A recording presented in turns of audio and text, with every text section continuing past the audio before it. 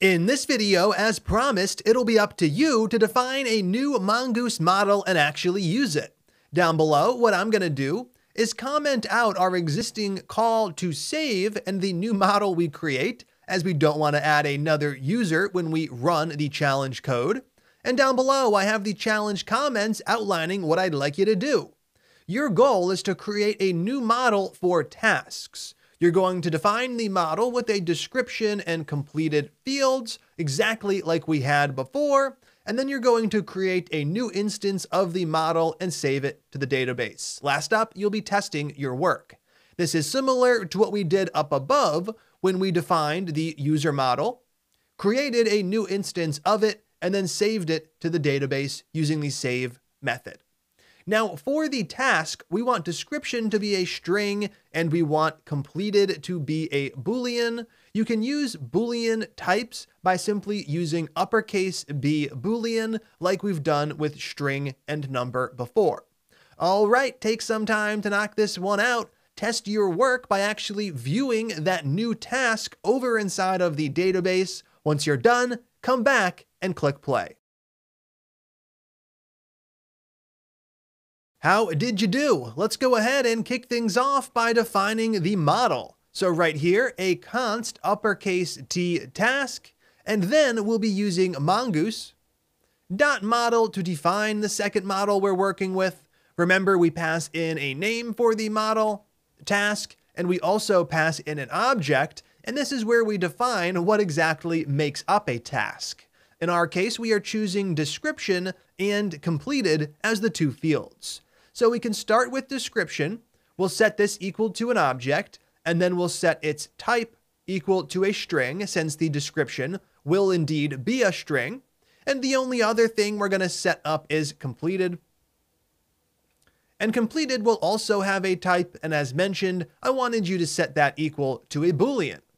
From here, we can move on to step 2 and create a new instance of the model. So down below, I'm going to create a new task that's lowercase t, making sure it doesn't conflict with the uppercase T variable up above, and we'll use our constructor function. We're going to create a new task providing the object, and this is where we define the data for the task we're creating. I'll go ahead and set description equal to, and I'll just use a generic description, something like learn the Mongoose library, and then we'll go ahead and set completed for the task, and I haven't learned everything about it just yet, so I'll leave that as false, incomplete. Now that we have the task instance created, that's step 2, we can actually use the save method to make sure things get saved to the database. So down below, task.save is what we're going to use.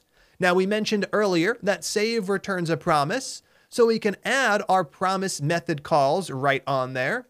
I'm going to add then for when things go well, and then down below, I'll also set up catch to handle those potential errors. And if things do go well, console.log, I'll just dump the task to the terminal, and if things go wrong, I'll just dump the error right here. Console.log, printing the error to the terminal. Now that's all of the code we need to write. That is steps 1, 2, and 3.